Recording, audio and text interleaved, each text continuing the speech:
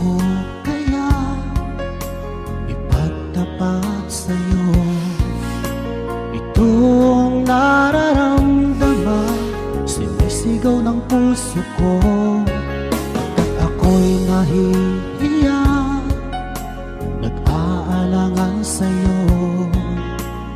Dahil sa mayaman ka, ako'y mahirap lang. Kung merong pagkakataon na makausap ka, pilitin kong ibulong sa'yo na ika'y aking mahal. Kung sakaling ayaw mo sa'kin, ang tanging hangad ko lang malaman mo